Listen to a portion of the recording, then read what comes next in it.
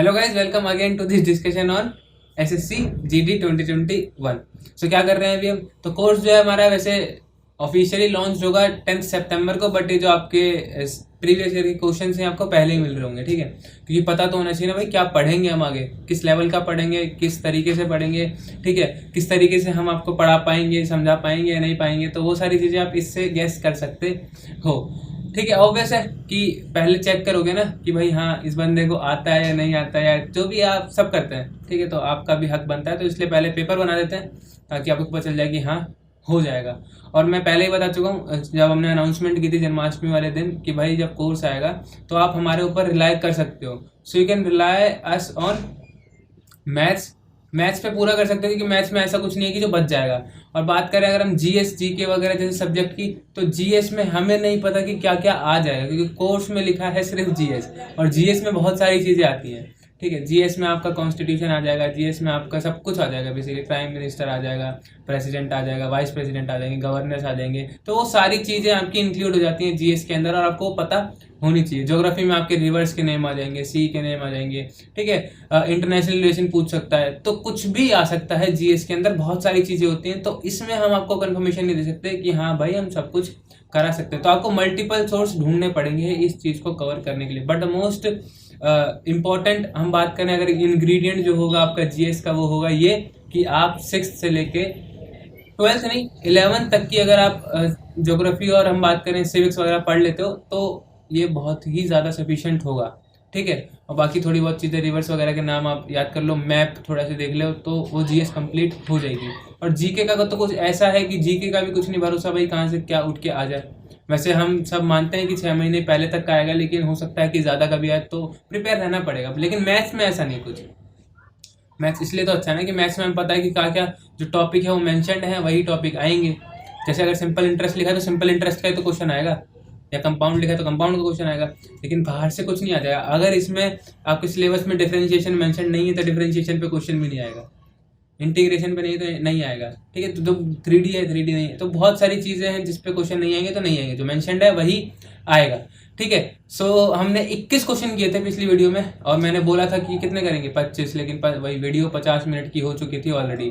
तो इसमें भी देखते हैं, ये लास्ट वीडियो होगी, चले भले ही हमारे 40 क्वेश्चन हो, चाहे 42 हो, चाहे 45 हो, चाहे पूरे 50 हो जाए, ठीक है, वो डिपेंड करता है, ठीक है। तो ये लास्ट वीडियो होगी, जितने क्वेश्चन हो जाएंगे। बाकी मैं आपको क्वेश्चन दिखा दूंगा, ट्राई कर लेना। नहीं कर पाओगे तो जब वीडियो हम कराएंगे, जब कोर्स कराएंगे, तो उसमें वो जो जिस भी टॉपिक से रिलेटेड वो क्वेश्चन होगा वो आपको साथ के साथ मिल जाएगा। ऐसा मत सोचना कि नहीं कराएंगे वो खत्म हो गया, नहीं, ऐसा कुछ नहीं है, आएगा, लगातार आएगा, ठीक है।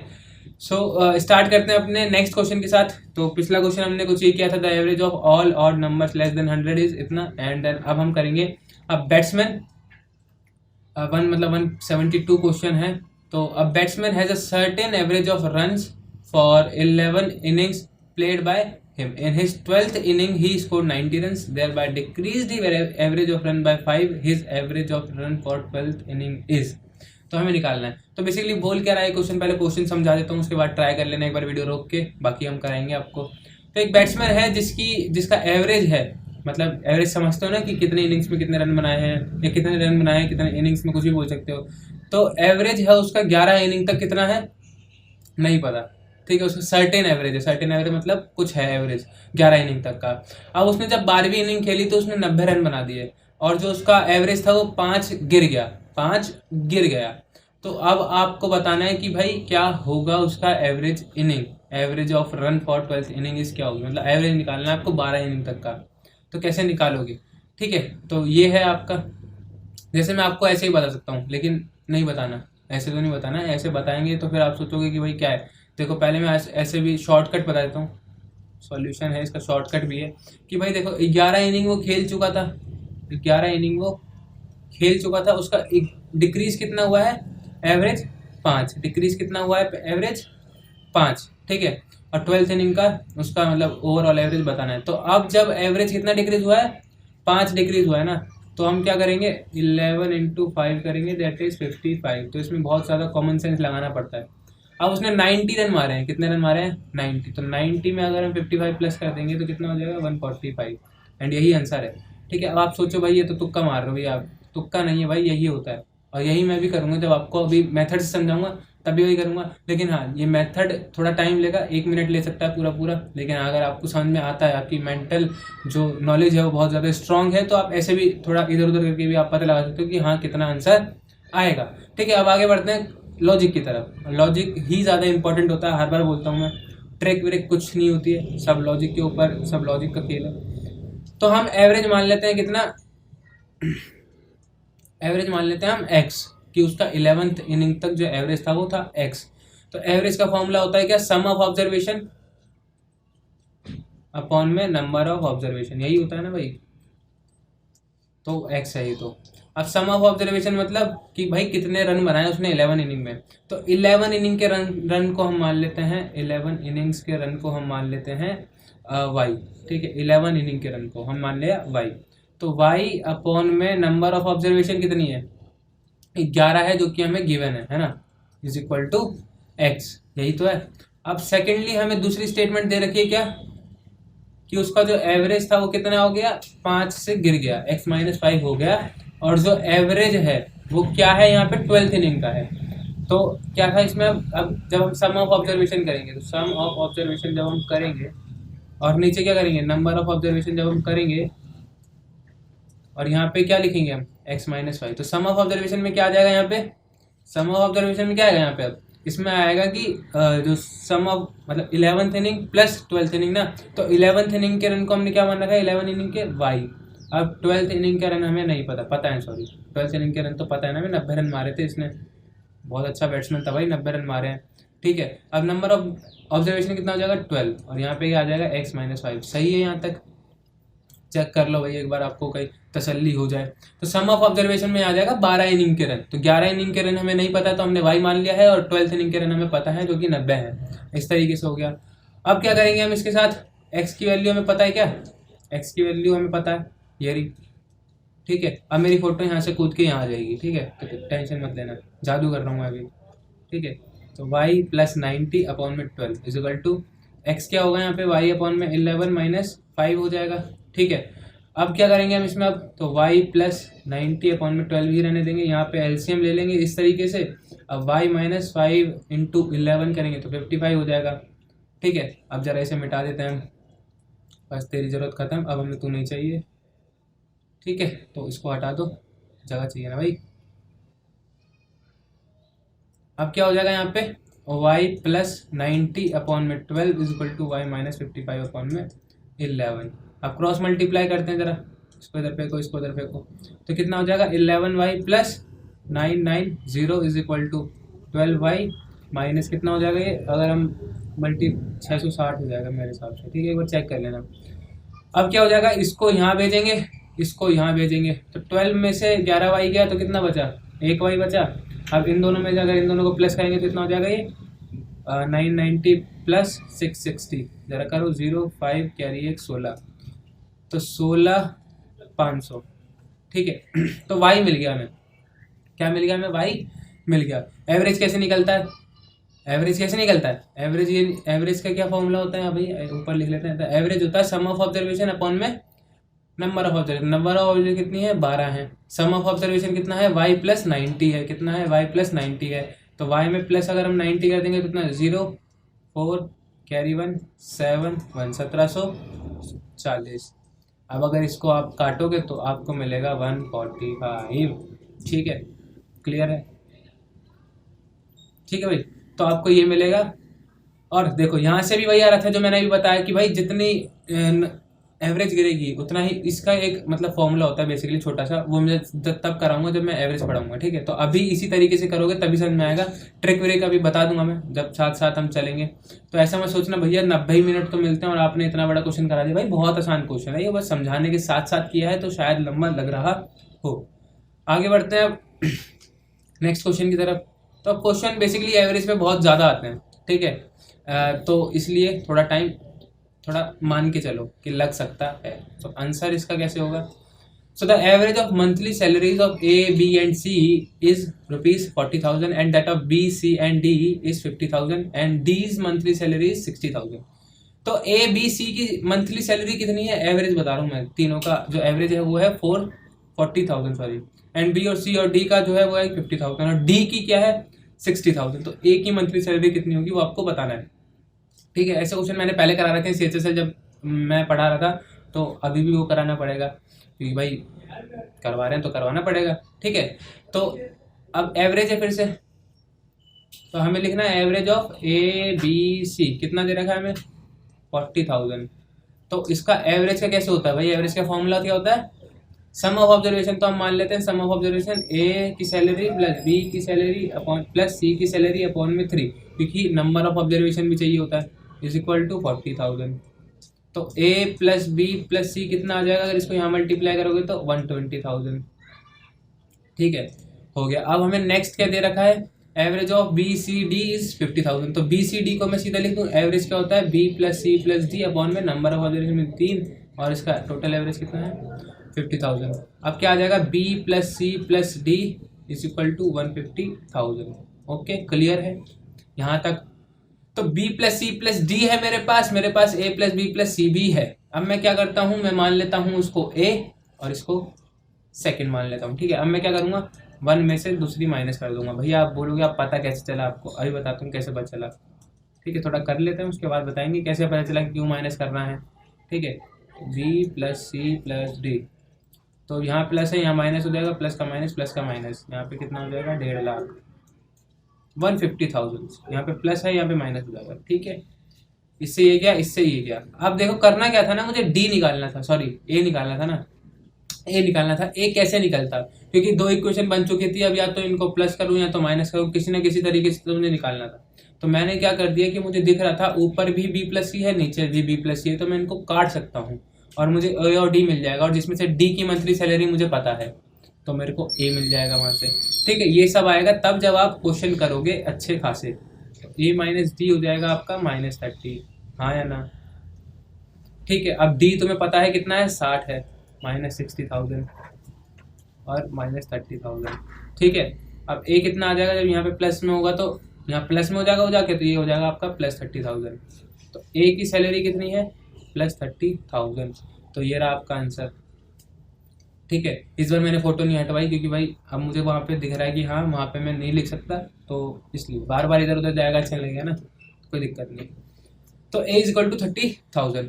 नेक्स्ट हम बढ़ते हैं अब आगे की तरफ अपने 174 क्वेश्चन की तरफ। अब आगे आपका सेलिंग प्राइस, कॉस्ट प्राइस, मतलब basically profit and loss. Average के भी क्वेश्चन ठीक ठाक थे, 2-3 क्वेश्चन थे। अब प्रॉफिट एंड लॉस के बहुत सारे क्वेश्चन, प्रॉफिट एंड लॉस के बहुत ज़्यादा ही हैं। ठीक है, आपको मिलेंगे कम से कम 7-8 क्वेश्चन, तो मतलब समझ रहे हो कि हाँ प्रॉफिट एंड लॉस आपको ढंग से पढ़ना है। इवन डिस्काउंट के बारे में भी पढ़ना है, मार्क प्राइस वगैरह वगैरह, तो बहुत सारी चीज़ें आएंगी। तो साथ के साथ बने रहिए और शेयर करिए अपने दोस्तों के साथ, क्योंकि भाई देखो ऐसा मत सोचना कि शेयर कर दूंगा तो वो भी पढ़ लेगा, उसका भी निकल जाएगा। भाई 25,000 नौकरी है, ठीक है, तो होना चाहिए। और अगर दूसरा बंदा तैयारी करेगा तो आप उसे शेयर कर सकते हो कोई चीज़, अगर जो चीज़ आपको समझ में नहीं आई है तो उसको आ जाएगी। ठीक है, सर हो सकता है कि जो आपको क्वेश्चन नहीं आता वो उसको आता हो, वो आपको बता दे, और पेपर में भी आ सकता है, तो कोई कुछ कह नहीं सकता है। तो प्लीज़ शेयर करते रहा करो ऐसी चीज़ें। अब बात आती है 174th क्वेश्चन की। अब the selling price of a commodity is reduce by 25%। तो सेलिंग प्राइस जो है कमोडिटी का वो रिड्यूस किया जाता है बाय 25%। तो selling price of a commodity is reduce by 25%। तो सेलिंग प्राइस है वो कितना कर दिया कम, 25% कम कर दिया। अगर 100 रुपये था तो कितना कर दिया 75 कर दिया है। 200 था तो कितना कर दिया है 25%, कितना होगा 200 का 150।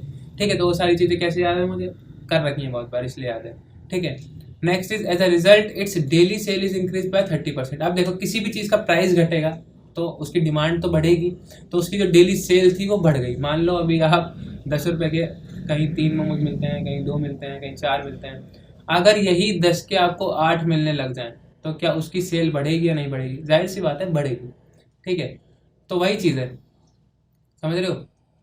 तो अब अगर मैं बात करूँ सेलिंग प्राइस था उसने घटा दिया 25%, तो उसकी सेल बढ़ेगी 30%। अब इस वजह से जो उसका जब पास जो पैसा आ रहा था वो 5% बढ़ा है, 5% कम हुआ है, 2.5% बढ़ा है, 2.5% कम हुआ है, तो ये आपको बताना है।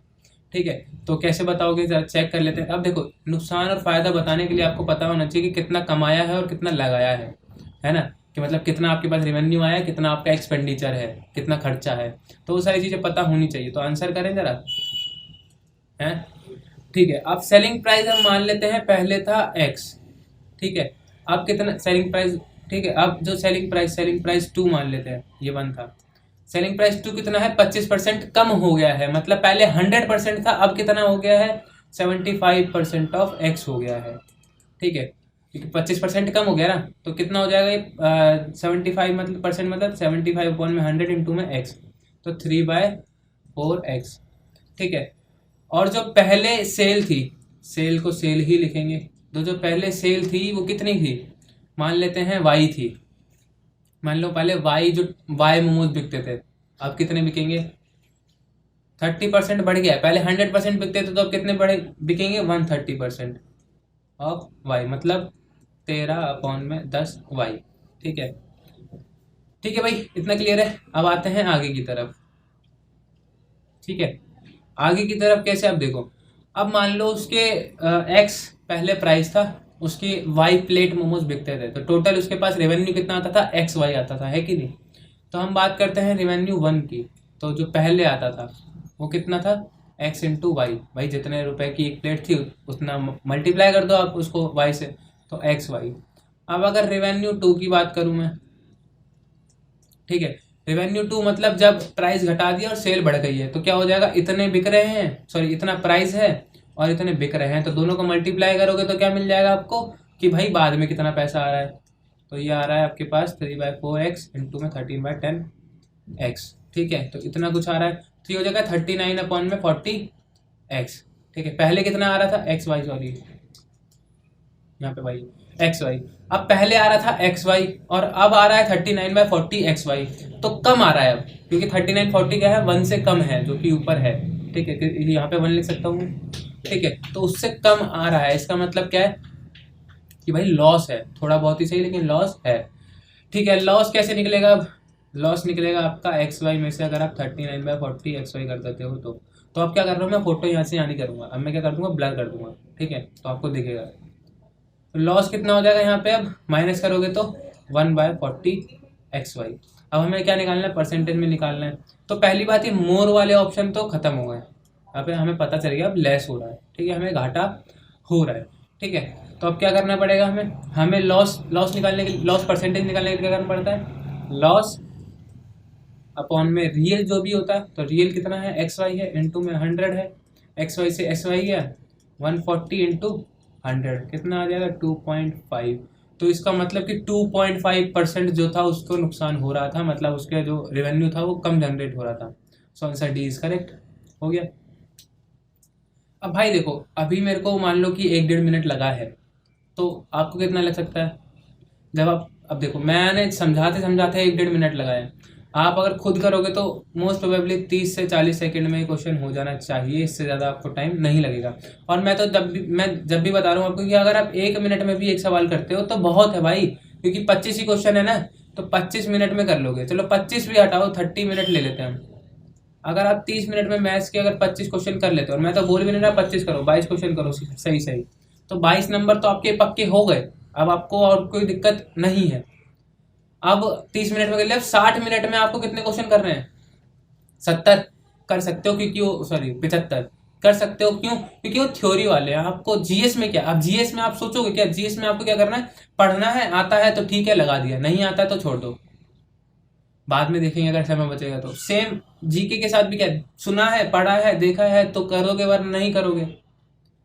हाँ, इंग्लिश में थोड़ा सोच सकते हो, तो इंग्लिश और मैथ्स थोड़ा सोचने वाले क्वेश्चन हो सकते हैं, लेकिन जीके जीएस ऐसे क्वेश्चंस होते हैं जो आपको पढ़ना है, पता है उसके बारे में तो टिक करना है, अदरवाइज छोड़ना है, रिस्क नहीं लेना है। ठीक है, अगर हाँ बिल्कुल कुछ नहीं आता है, आप सारे छोड़ के आ रहे हो तो वो गलत है। ठीक है, ऐसा होगा नहीं अगर आपने हमारी क्लासेस पूरी अटेंड की है तो।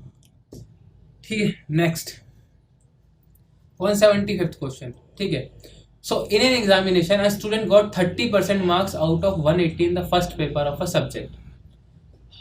How much must he get in the second paper out of 150 so that he gets 50% marks in the subject? तो एक एग्जामिनेशन में एक स्टूडेंट था, उसको 30% मार्क्स मिले आउट ऑफ 180 पहले पेपर में। मान लो एक कोई एग्जाम है जिसके 2 पेपर होते हैं, जैसे बहुत से सरकारी एग्जाम है उसके भी, तो फर्स्ट एंड सेकंड 2 पेपर हुए। पहला पेपर 180 नंबर का था, जिसमें से उसे मिले 30% मार्क्स आउट ऑफ 180। ठीक है, अब सेकंड पेपर में वो कितने नंबर लाएगी जो उसका ओवरऑल है, आउट ऑफ कितने में से, 150 में से, 150 में से वो कितने नंबर लाए दूसरे पेपर में जो उसका ओवरऑल है वो 50% बन जाए। आपको बताना है, बहुत आसान क्वेश्चन है ना, देखा जाए तो ये ऐसे ही हो जाएगा। ये तो कैसे होगा, पहले निकालो 30% ऑफ 180, तो कैसे निकालोगे, 30/100 इंटू 180, 0 से 0 गया, 0 से 0 गया, कितना आ गया ये भाई, 54 आ गया। अब आपको पता लगाना है कि भाई 50% टोटल कितना है, टोटल पेपर दोनों पेपर को मिला के कितने नंबर का पेपर है, तो 180 प्लस 150 कितना होता है, 330, इसका आधा कितना होगा, 165। तो बेसिकली जो बच्चा है उसको 165 मार्क्स लाने हैं अगर उसको 50% स्कोर करना है। तो पहले पेपर में कितने आ गए उसके, 54 मार्क्स। अब कितना शॉर्ट है वो, 111 नंबर उसके कम है, अभी कितने कम है, 111 नंबर। अब आपको क्या पता लगाना है भाई, कितने परसेंट लाने हैं उसे, 150 में से, है ना। तो क्या होगा कि जितने लाने हैं उतने ऊपर, है ना, जितने में से लाने हैं उतने नीचे, इनटू में 100 निकल गई परसेंटेज, 0। 3 से ये भी जाता है, ये भी जाता है, 5 आ गया, ऊपर कितना आ गया, 3 से जाता है, ये कितनी बार में, 3 और 7 बार में, इससे ये क्या कितनी बार में, 2 बार में, तो 37 इंटू 2 74%। तो इस पेपर में उसे कितने लाने पड़ेंगे, 74% marks. Answer is B. Clear हो गया, ठीक है। तो इस तरीके से आपको ये क्वेश्चंस अटेम्प्ट करने हैं, इस तरीके से इसको, इन क्वेश्चंस की तरफ आपको अप्रोच करना है, ठीक है। अब ये जो क्वेश्चन है 176 क्वेश्चन है, ठीक है। तो let us suppose that when water फ्रीजेज in the form of ice its volume is increased by 10%, उसकी जो वॉल्यूम है वो 10% बढ़ जाती है। So what percent decrease will there be when ice melts in the form of water. तो जब water को हम बर्फ बनाते हैं तो उसमें जो वॉल्यूम है वो 10% इंक्रीज हो जाती है, एंड जब अगर हम आइस को वाटर में चेंज करते हैं तो उसकी कितनी परसेंट कम होगी, ये आपको बताना है। देखो इसका बहुत सरल सा आंसर है, अगर मैं आपको बताना चाहूँ तो बहुत ही ज़्यादा आसान है, कोई ज़्यादा बहुत ही बड़ा काम नहीं है, ठीक है। तो इसका आंसर ऐसे ही बता देता हूँ मैं आपको, डी होगा। कैसे होगा, क्यों होगा, ये भी क्वेश्चन आपके मन में आना चाहिए, तो मैं बता भी देता हूँ क्यों होगा। देखो सॉल्यूशन है, ठीक है।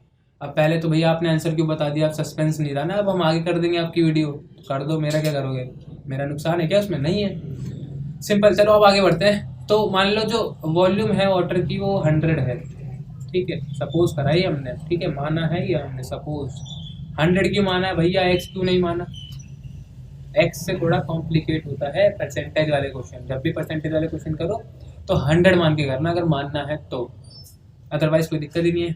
अब मान लो ये किस में चेंज हो गया है, आइस में, आइस में चेंज हुआ है तो कितना इंक्रीज आया, 10%। पहले 100% था, अब कितना हो गया है, 100%। तो जो अब इंक्रीज्ड वॉल्यूम हो गई है, इंक्रीज्ड वॉल्यूम कितनी हो गई अब, 110% ऑफ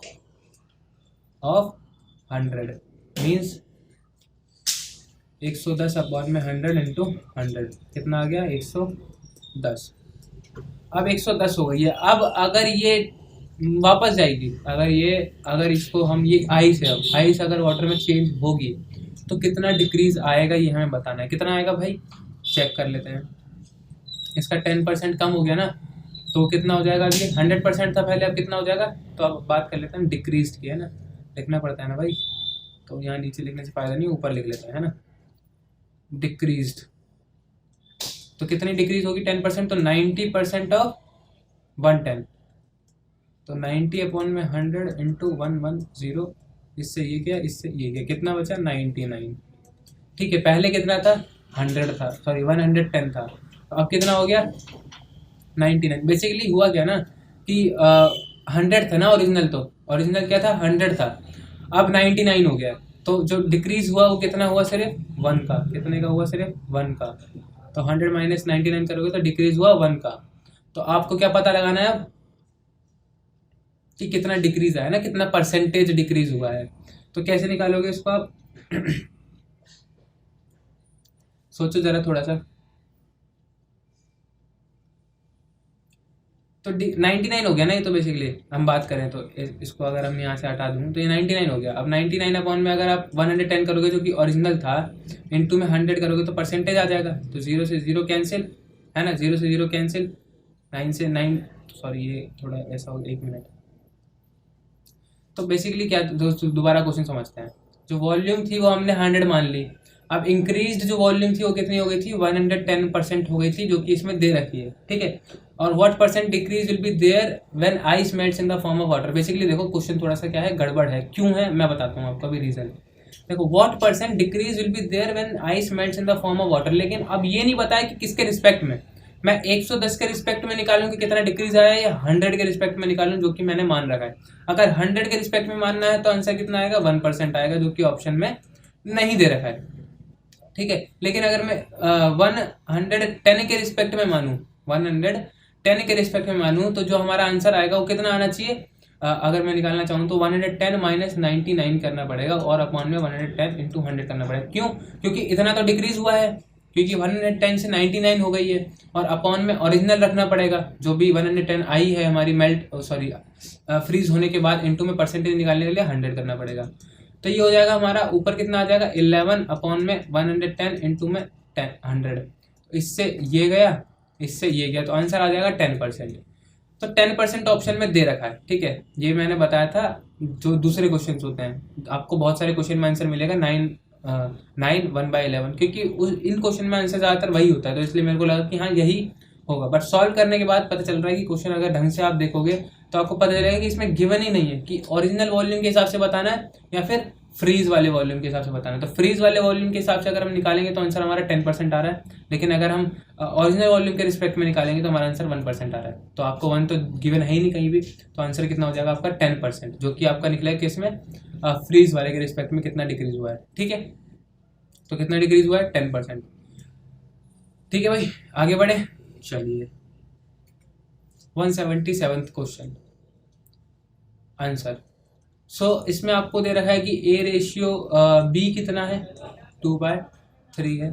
बी रेशियो सी कितना है, 4/5 है। आपको निकालना है 5A एंड रेशियो 3C निकालना है आपको। तो करना क्या है ना, देखो इसमें चेयर स्ट्रक्चर बनाना है आपको। क्या बनाना है, चेयर स्ट्रक्चर। भैया कैसे chair structure, sorry stair structure, ठीक है। स्टेयर मतलब सीढ़ी। तो आपको करना क्या है, जैसे ए रेशियो बी आपको गिवन है, बी रेशियो सी आपको गिवन है, तो बी को बी के नीचे लिखना है, ठीक है। सेम इसको ऐसे लिख दो बगल में। ए रेशियो बी का दे रखा है हमें 2/3, बी रेशियो सी कितना दे रखा है 4/5, तो मैंने बी को बी के नीचे लिख दिया है। अब इधर तो हमें पता नहीं क्या आएगा, तो इधर आता है जो इधर होगा वही यहाँ पे रिपीट कर दो, 3 हो जाएगा। जो यहाँ है इसको यहाँ पे रिपीट कर दो, 3 हो जाएगा, और सबको कर दो मल्टीप्लाई। क्या कर दो, सबको मल्टीप्लाई। तो यहाँ पे क्या आ जाएगा हमारे पास, A ratio B ratio C. यहाँ पे क्या आ जाएगा हमारे पास, 8/12/15। क्लियर है, तो इतना आ जाएगा हमारे पास। तो A ratio B ratio C निकल गया, और हमारे पास कितना आ गया, 8/12/15। हमें निकालना क्या है, 5A/3C। तो ए सी का निकालो पहले। तो ए और सी का रेशियो कितना आ रहा है, 8 और 15। तो हम लिख लेते हैं यहाँ पे ए रेशियो सी कितना है हमारे पास, 8 और 15। तो 5A निकालने के लिए इसको 5 से मल्टीप्लाई करना पड़ेगा, तो 5A हो जाएगा। और इसको 3C करने के लिए इसको 3 से मल्टीप्लाई करना पड़ेगा, तो 8 × 5 40। इधर कितना हो जाएगा 45। अगर 3 से मल्टीप्लाई करूँगा तो इसको काट दोगे किससे, 5 से, तो 8/9 हो जाएगा आपका आंसर। 5A/3C का 8/9, ठीक है। ये चेयर स्ट्रक्चर ही तो था। ये देखो चेयर भी बन रही है। आप बात करें चेयर बना लो, सीढ़ियाँ बना लो, कुछ भी बना लो, ठीक है। अगर आपसे ए रेशियो बी दे रखा है और बी रेशियो सी दे रखा है, आपको निकालना है A ratio B ratio C, तब भी आप ये फॉर्मूला यूज कर सकते हो। अगर आपको बता रखा है कि ए रेशियो बी दे रखा है, बी रेशियो सी दे रखा है, सी रेशियो डी दे रखा है, तब आप A ratio B ratio C ratio D भी निकाल सकते हो। तो बहुत सारी चीज़ें आप कर सकते हो इसी सेम तरीके से। कौन से वाले से, जीने वाले तरीके से, ठीक है। नेक्स्ट की तरफ बढ़ते हैं हम। 178th question. The ratio of 2 number is 5/8 and the difference is 69। The smaller of the 2 number is, ये तो 9th का क्वेश्चन है ना, 9th का भी मैंने ज़्यादा बोल दिया शायद, 8th का क्वेश्चन है ये, ठीक है। तो चेक करते हैं कैसे निकलेगा। देखो अब करना क्या है, जब भी रेशियो दे रखा हो x मान लो, ठीक है। तो हम मान लेते हैं रेशियो, तो सॉरी नंबर को answer. So the number are 5x and 8x, ठीक है। 5 एंड 8x दोनों का डिफरेंस, मतलब दोनों के बीच में गैप उतना है, तो हम बोल सकते हैं कि 8x according to the question, ठीक है। तो ये सब आपको पेपर में नहीं लिखना, ठीक है। तो according to the question 8x minus 5x कितना हो जाएगा 69, तो कितना हो जाएगा 3x is equal to 69 and x is equal to 30। Clear है। x की वैल्यू आ गई, हमें निकालना क्या है, स्मॉलर नंबर निकालना है। क्या निकालना है, स्मॉलर नंबर, यस और नो।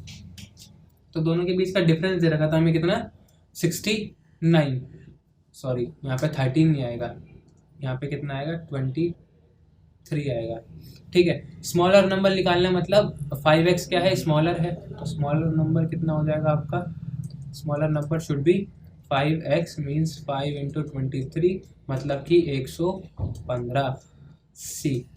क्लियर है बालकों, ठीक है। तो आगे बढ़ते हैं 179th क्वेश्चन, ठीक है। So the incomes of A and B are in the ratio 3:2 and their expenditure in the ratio 5:3. If each saves rupees 10,000, A की इनकम कितनी होगी। तो देखो A और B दो दोस्त थे, मान लो दोनों की इनकम में जो रेशियो था वो था 3:2, मतलब जो A की इनकम थी वो ज़्यादा थी, B की इनकम थी कम। और अगर हम एक्सपेंडिचर की बात करें तो ए के पास इनकम ज़्यादा थी तो वो खर्चा भी ज़्यादा करता था, बी की इनकम कम थी वो खर्चा भी कम करता था, मतलब 3, तो 5:3 दे रखा है। अब दोनों कितना बचाते थे, 10,000 रुपये बचाते थे, ठीक है। तो ए की इनकम कितनी हो आपको बताना है, ठीक है। बहुत आसान क्वेश्चन है। तो होगा क्या इसमें कि हमें माननी पड़ेगी incomes of A and B, कितना हो जाएगा ये 3x एंड 2x, क्योंकि इनकम को हम मान सकते हैं 3x एंड 2x जैसे हमने वहाँ पे नंबर्स को माना था। अब एक्सपेंडिचर का क्या करना भैया, expenditure of A and B. अब देखो इसको 5x और 3x नहीं मान सकते हम, क्यों नहीं मान सकते, क्योंकि इनकम और एक्सपेंडिचर दोनों अलग अलग चीज़ें हैं। अब एक्सपेंडिचर के लिए मैं क्या मान लेता हूँ, चलो y मान लेता हूँ, तो 5y एंड 3y। क्लियर है, y मान लिया, आप x z कुछ भी मान सकते हो, ठीक है, मर्जी आपकी। तो एक्सपेंडिचर इतना है, इनकम इतनी है, तो ए का ये है, बी का ये है, तो ए की इनकम 3x है, खर्चा 5y है, बी की इनकम 2x है और खर्चा 3y है। अब दोनों सेव के, अब देखो अब करना क्या है, देखो इनकम में से जब मैं खर्चा निकाल दूंगा तो मेरी सेविंग पता चल जाएगी मेरे को, हाँ है ना।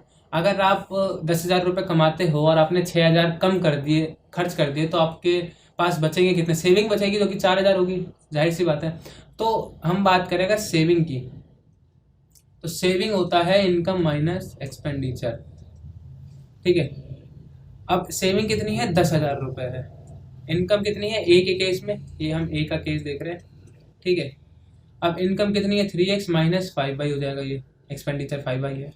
अब बी का केस क्या होगा, बी इस केस क्या होगा, तो सेविंग कितनी है 10,000 रुपये है, इनकम कितनी है 2x है और जो एक्सपेंडिचर है वो 3y है। अब आप पहले को और दूसरे को सॉल्व कर सकते हो इक्वेशन बना के, तो मैं इसके आगे नहीं कराऊंगा, ठीक है, ताकि हम ज़्यादा क्वेश्चन कर पाएँ। जाहिर सी बात है ना, अगर मैं इतनी छोटी छोटी चीज़ें कराऊंगा कि भाई पहले 1 को मैं आपको लिए 2 से मल्टीप्लाई करूँ, सेकंड को 3 से मल्टीप्लाई करूँ, फिर x को काटूँ, y की वैल्यू निकालूँ, फिर x में पुट करूँ, तो ये सारी चीज़ें आप कर सकते हो खुद, ठीक है, इतने समझदार हो। तो निकालते हैं अब अपने नेक्स्ट क्वेश्चन को। सो 180th क्वेश्चन, ठीक है, ये केस का है, सिंपल इंटरेस्ट का है। सो 180th क्वेश्चन कह रहा है आपसे कि a person took 2 equal loans for 2 years and 3 years। तो एक इंसान था जिसने 2 समान लोन, मतलब अगर मान लो उसने 10,000 रुपये लिए थे 2 साल के लिए, तो उसने 10,000 रुपये ही लिए थे 3 साल के लिए भी। तो सेम अमाउंट उसने एक लिया 2 साल के लिए, एक लिया 3 साल के लिए, और दोनों पे जो ब्याज था वो सेम था, 8% सिंपल इंटरेस्ट था। तो यहाँ पे आपको पहले पता चलेगा कि सिंपल इंटरेस्ट है, बहुत से क्वेश्चन में पता नहीं होता है, वहाँ पे किसी और तरीके से बताते हैं, लेकिन यहाँ पे सिंपल ही बता रहा है कि हाँ सिंपल इंटरेस्ट है। So if at the end of the terms the difference of interest was ₹560। तो एंड ऑफ द टर्म क्या हुआ, देखो अब जैसे मान लो कि एक इंसान था जिसने 2 लोन ले रखे थे, एक लोन उसे 2 साल में कंप्लीट करना था, दूसरा 3 साल के अंदर, दोनों पे जो इंटरेस्ट था वो 8% था। अब जब 3 साल कंप्लीट हुए, दोनों लोन कंप्लीट हो गए, तो उसने देखा कि जो 2 साल में उसने पैसे भरे और जो 3 साल में उसने पैसे भरे, दोनों के जो इंटरेस्ट में गैप था, किस में गैप था, इंटरेस्ट में, उसने 560 रुपये ऑब्जर्व किया, मतलब 560 रुपये उसने ज़्यादा दिए। तो जो अमाउंट था लोन का वो कितना था, ये आपको बताना है, ठीक है। तो इस केस में क्या है कि भाई प्रिंसिपल जो है वो सेम है। अब मैं मान के चल रहा हूँ कि आपको सिंपल इंटरेस्ट का फॉर्मूला पता है, मुझे नहीं पता कि पता है या नहीं पता है, लेकिन मैं मान के चल रहा हूँ कि आपको पता है कि सिंपल इंटरेस्ट में प्रिंसिपल, रेट, टाइम जैसी कोई चीज़ होती है। तो प्रिंसिपल मतलब जो अमाउंट उसने लिया, तो दोनों केसेस में सेम लिया है तो एक्स ही रहेगा। रेट क्या है, दोनों केसेस में सेम है, इसका मतलब कितना है 8%। टाइम क्या है, टाइम 1 है इसके 2 साल और टाइम 2 है 3 ईयर, मतलब दो समय के लिए लोन लिया था ना, एक 2 साल के लिए, एक 3 साल के लिए। अब SI1 और SI2 में डिफरेंस कितने का है, 560 रुपये का। ठीक है, तो जाहिर सी बात है कि SI2 क्या होगा, ज़्यादा होगा SI1 से, क्योंकि 3 साल के लिए लिया था दूसरा वाला लोन। ठीक है, तो इन दोनों में अगर मैं माइनस करूंगा तो मुझे पता चलेगा कि 560 आया है, तो उससे मुझे x की वैल्यू पता चल जाएगी। तो SI1 कितना निकालना पड़ेगा, P into R into T, P into R into T upon में 100 minus P into R into T upon में 100 इजल टू 560। 8 दिया 24, 8 इंटू 2 16। तो 24 में से अब देखो एलसीएम तो सेम ही आएगा ना, तो 24x में से 16x गए, कितने बचे 8x इज इक्वल टू 560। अब जो समझदार होगा वो क्या करेगा, इसको यहाँ पे जाके मल्टीप्लाई नहीं करेगा, इसको यहीं से काट देगा सीधा। ठीक है, कितना आएगा 70। अब 70 में से 100, अगर 70 को 100 से मल्टीप्लाई करोगे तो कितना आ जाएगा, x equal to 7000, that is principal also. तो कितना आ जाएगा 7065। ठीक है, क्लियर है, चले आगे की तरफ चलते हैं। अब ये भी क्वेश्चन किसके ऊपर है, सिंपल इंटरेस्ट, या सॉरी सिंपल इंटरेस्ट नहीं, हम बात करें डिस्काउंट वगैरह के ऊपर है, तो प्रॉफिट एंड लॉस भी का क्वेश्चन है। तो जैसे कि मैंने बोला था कि बहुत सारे क्वेश्चन आएंगे प्रॉफिट एंड लॉस के, तो यार देखो अगर बने रहोगे तो हो सकता है पेपर निकाल दो, नहीं बने रहोगे तो हो सकता है तब भी पेपर निकाल दो, किसी और से पढ़ो। हम नहीं कह रहे कि भाई हमारे पास ही पढ़ो, लेकिन हाँ मैं इतनी श्योरिटी दे सकता हूँ कि ये है कि अगर आप पूरा कोर्स अटेंड करते हो तो SSC GD निकाल दोगे। दिस इज मतलब मेरा कॉन्फिडेंस है। क्यों है, क्योंकि भाई जिस हिसाब का हम देंगे आपको, उससे आप अगर मैं बात करूँ तो ग्रुप C, ग्रुप B जैसी नौकरी निकाल सकते हो, तो SSC GD भी निकाल सकते हो। और जो इसमें वैसे भी जो डिमांड है वो सिर्फ 10th क्लास तक की है, तो आप समझ जाओ। ठीक है, आप CHSL वाला कोर्स देखोगे आपको समझ आ जाएगा कि हम जब आधे घंटे में, या हम बात करें सिर्फ 7 क्लासेस में इतना कुछ करा सकते हैं, तो आपके पास तो अभी 2 महीने हैं, तो सोचो कि कितना कुछ आ सकता है। वो बात अलग है कि धीरे धीरे आएगा। CHSL के अंदर हम बात करें तो हर दिन 2 वीडियो आ रही थी, लेकिन अब ऐसा नहीं हो सकता ना, क्योंकि टाइम है। अगर हर दिन 2 वीडियो निकालेंगे 60 दिनों में 120 वीडियोस बहुत हैं, और ज़्यादा हो जाएंगी, इतना नहीं करना होता भाई। ठीक है, खुद से भी तो कुछ करोगे, सारा कुछ हम नहीं करेंगे ना। यहाँ पे अगर आप सोचो कि पूरी आरडी पूरी कोई अरिहंत सॉल्व हो रही है, तो सॉरी वो पॉसिबल नहीं है।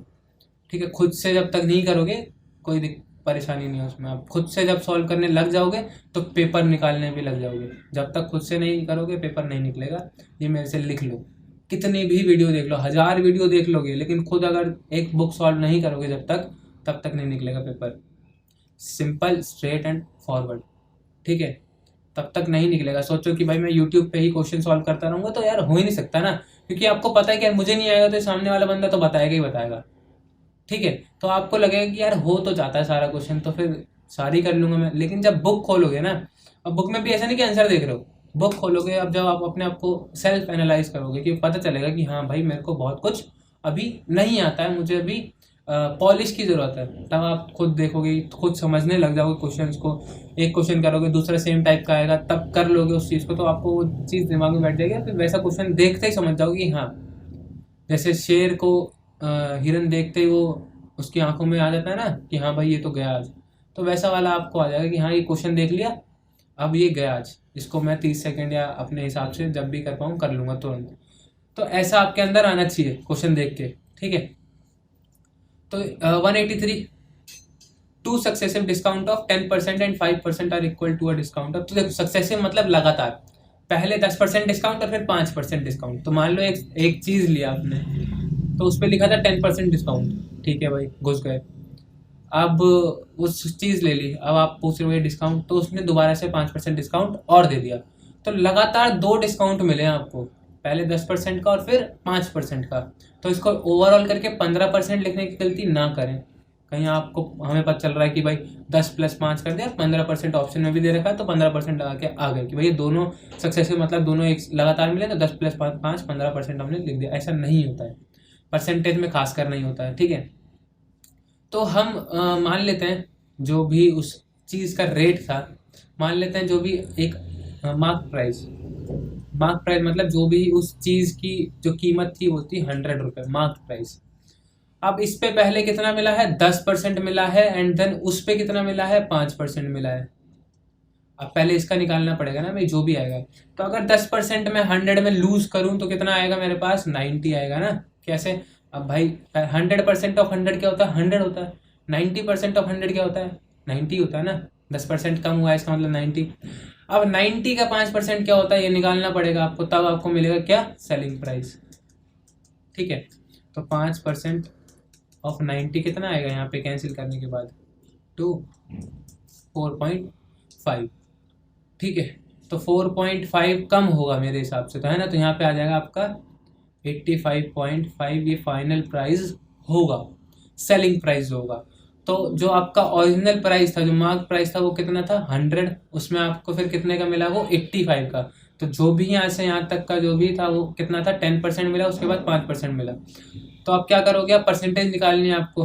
तो आप करोगे क्या कि डिस्काउंट निकालने के लिए जितना डिस्काउंट मिला है अपॉन में मार्क प्राइस इंटू में 100, ठीक है। तो डिस्काउंट कितना मिल गया आपको, कैसे निकालोगे, मार्क प्राइस माइनस जो आपने खरीदा है जिस पे, तो 85.5, मार्क प्राइस 100 है, इंटू में भी 100 है, 100 से 100 गया, कितना आ गया ऊपर, 14.5। तो आंसर इज डी। क्लियर हो गया, ठीक है। तो मैंने 100 फिर से इसलिए माना, अगर एक्स मानता तब भी आंसर आता, लेकिन बहुत झमेला होता है। मैं एक्स इसलिए नहीं मानता कभी भी, ना प्रॉफिट लॉस में कभी एक्स मान के करा करो, वाई मान के करा करो, ना ही परसेंटेज वाले क्वेश्चन में। तो ये 2 चैप्टर्स ऐसे हैं जहाँ पे आप एक्स वाई की जगह अगर आप 100 मानोगे तो ज़्यादा आसानी से क्वेश्चन कर पाओगे, एज सिंपल एज दैट, ठीक है। तो 100 मार्क प्राइस था, 10% मिला, 90 हो गया, 90 का 5% मिला तो 85.5 हो गया, एंड देन आ गया आपका इधर। आगे बढ़े, चलिए 184th क्वेश्चन।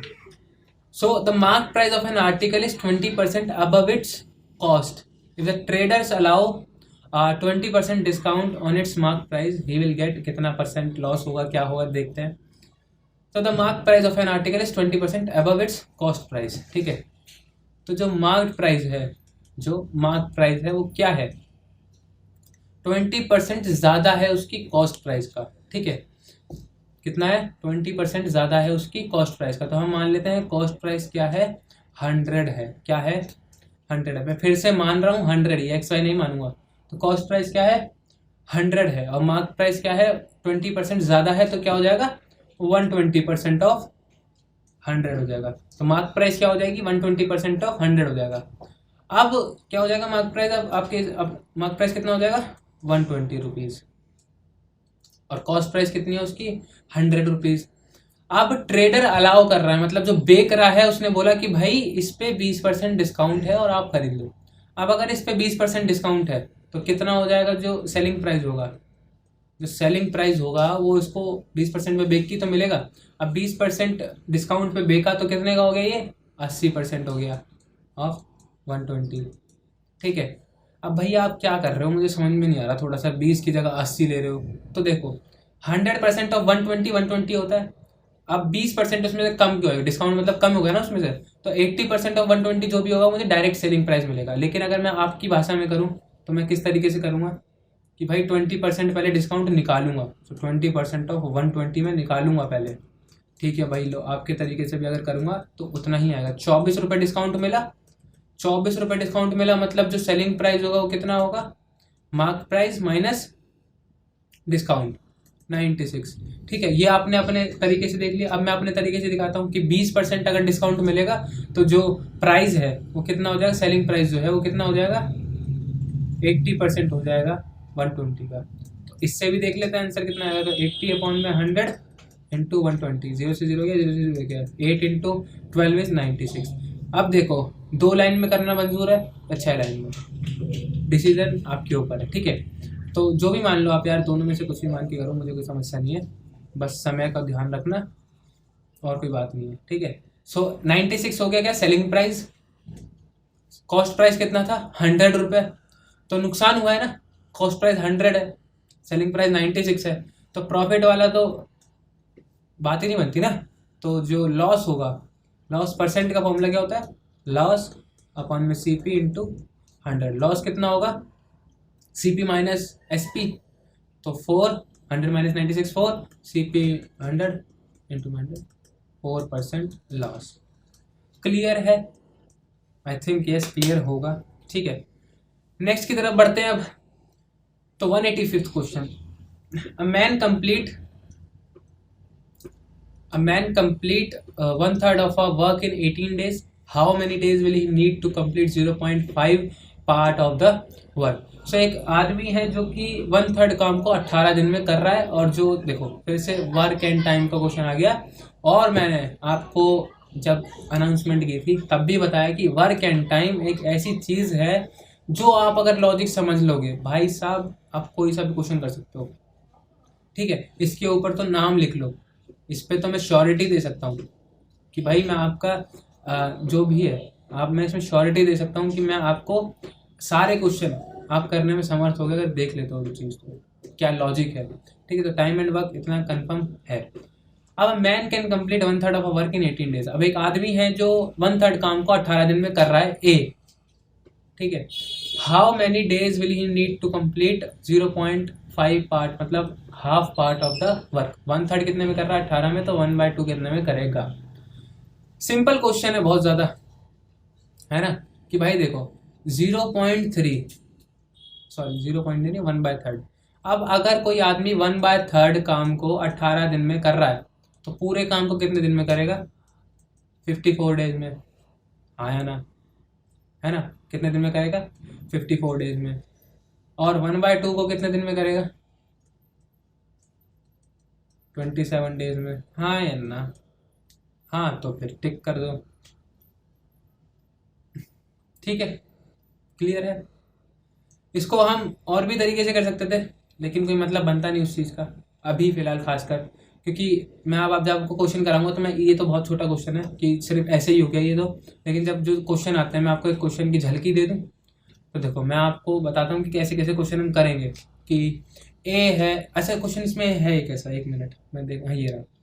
अब देखो वो क्वेश्चन तो बहुत आसान था, अब ये क्वेश्चन देखो 186 क्वेश्चन, और मे भी द लास्ट क्वेश्चन होगा। मैं जो बचे हैं 12-13 जो भी क्वेश्चन हैं वो साथ के साथ जब हम पढ़ेंगे तब हो जाएंगे, क्योंकि भाई देखो बैठने में हो रही है तकलीफ और लग रही है प्यास, पानी वानी है नहीं, तो अब थोड़ा ये क्वेश्चन कर लेते हैं, उसके बाद सीधा मिलेंगे क्लासेस में, ठीक है। उसके बाद हो सकता है कि शेड्यूल बता दूं मैं आपको, शेड्यूल इतना कुछ खास होगा नहीं, वीडियोस आती रहेंगी आपकी रोज़ मैथ्स और जीके की, पहले मैथ्स फिर जीके,